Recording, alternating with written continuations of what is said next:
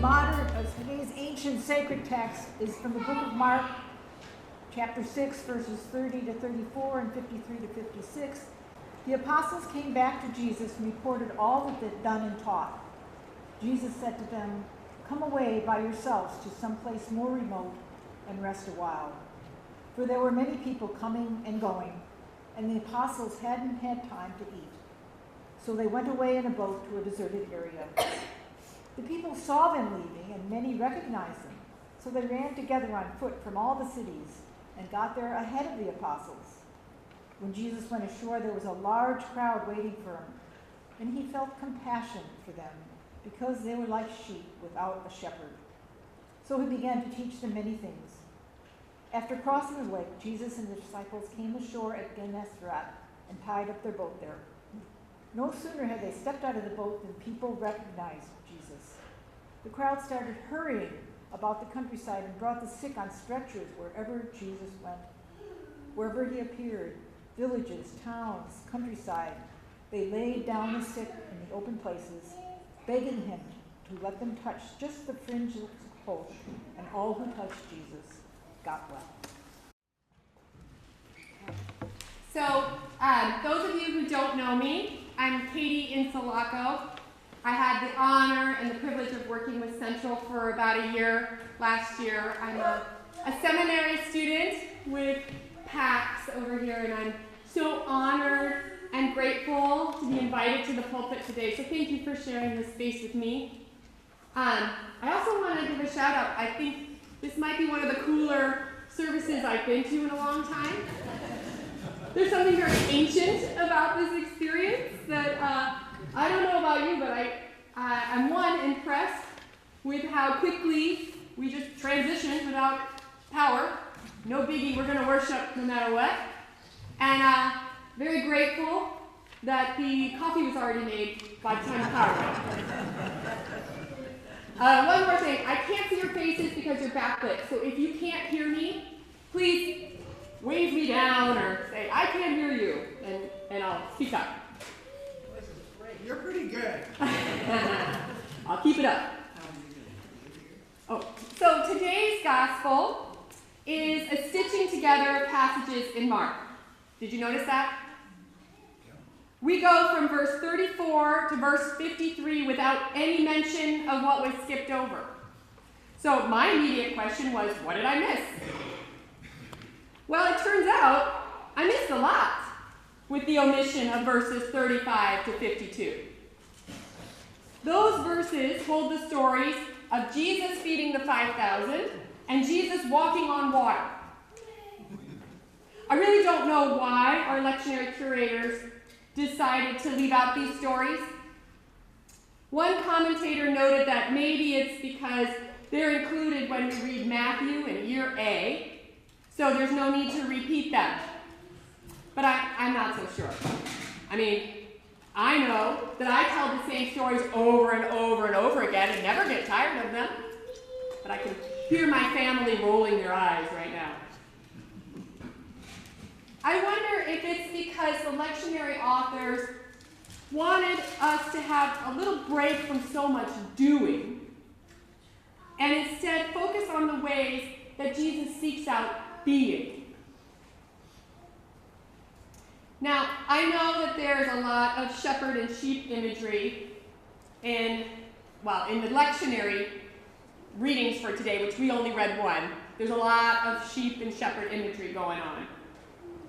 But when I met with Pastor Allison a few weeks ago to get to know this community a little bit, and she described the season that you all are in, this idea of let the light in, my mind kept envisioning birds I've seen in my garden.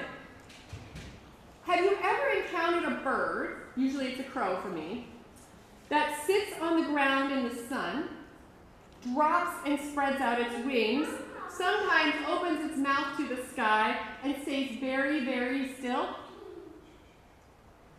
I know the first time I saw it, I was afraid, like, what the heck is wrong with this bird?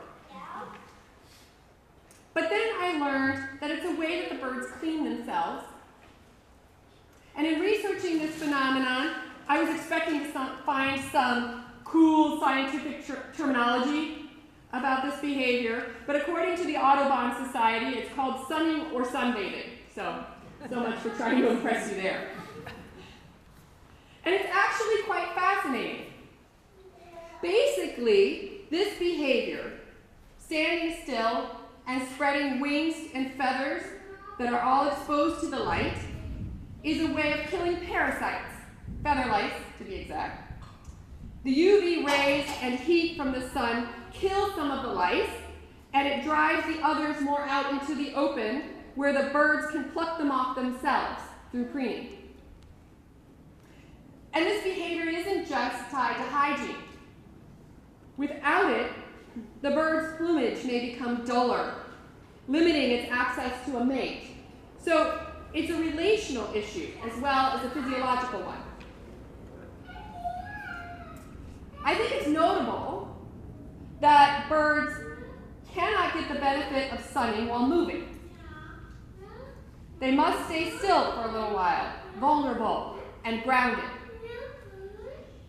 Today's gospel twice says that Jesus tried to lead the apostles, who had just returned from what I imagine to be an exhausting tour of curing the sick and spreading the good news, that he twice tried to lead them to a deserted place. The text says they had no leisure. The author we call Mark tells his stories at a breakneck speed. Just look at how much we miss in the 17 omitted verses from today. So, in Mark's gospel, things tend to happen immediately. But here, it seems that Jesus is telling his apostles, we all need a break. Let's go take one. Theologian Claudio Claudio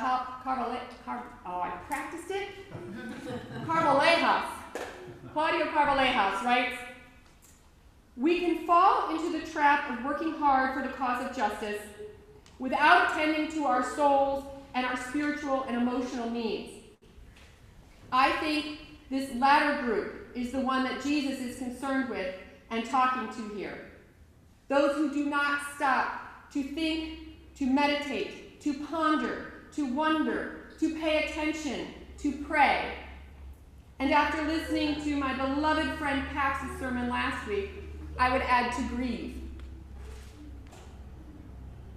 In today's culture, the deserted place is usually perceived as some place to be used, oftentimes to be used up. I mean, just look, we need legislation in order to preserve these deserted places, but we all know that they are hardly deserted and are teeming with creation. But when we perceive a void in our schedules, in our neighborhoods, in our egos, we tend to fill it. But what if, instead, we reframed any gaps in our hyper-developed lives as wholly deserted places? What if we held these spaces as sacred, alive with the Spirit and ordained by Jesus himself?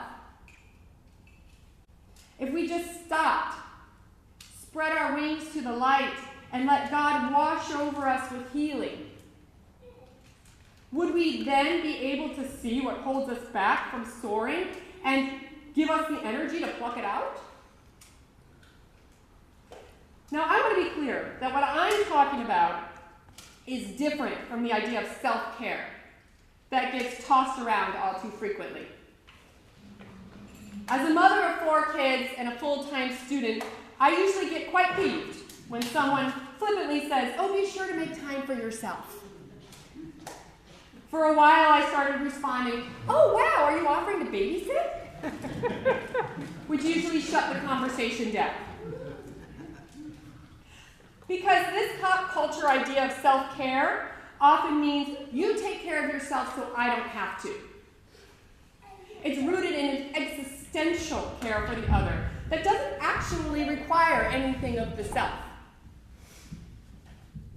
But this deserted place that Jesus is talking about doesn't supersede caring for others in lieu of the self. It is caring for others and the self, because the Spirit abounds in all of us. The author of Ephesians, which was also in the lectionary, but not read today, but I think it's worth noting, offers the imagery of the household of God, where it's a holy temple in the Lord, where we are built together spiritually into a dwelling place for God. And I include it because I think it is so beautiful. In order for this temple to stay standing, we must each have our own structural integrity and yet hold up and rest upon one another. You'll notice that in today's gospel, Jesus doesn't actually make it to the deserted place right away.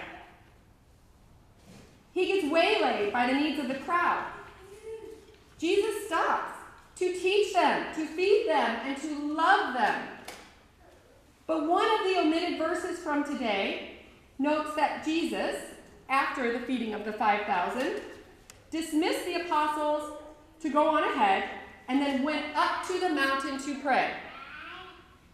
He circled back to filling that need for a deserted place, for a way to reinforce the spirit within him, because it was that important. Now, I know that in the midst of a world on fire, literally and figuratively, it can feel irresponsible and impossible to spend time off duty from justice-seeking, community-building work. But God does not only call us to do. We are equally called to be. And there needs to be space for us to stretch out our wings and let God heal us. The location of the deserted place might not be so important. I mean, Jesus goes to the wilderness, the desert, the mountain, the synagogue. But what's important is that we make it there at all. And the deserted place might not be a place at all, but rather a state of being. A time to know ourselves better in communion with God. Now for me, that happens when I'm hanging my laundry on the clothesline in my backyard, doing a task that engages my body and allows my mind to wander and generally keeps my family away because it's a chore. But I would like to spend a few minutes in our one-on-one time today asking each other, as you feel comfortable, what is your deserted place? And how will you find it when the time to let the light in shifts a little to the time to get back to work?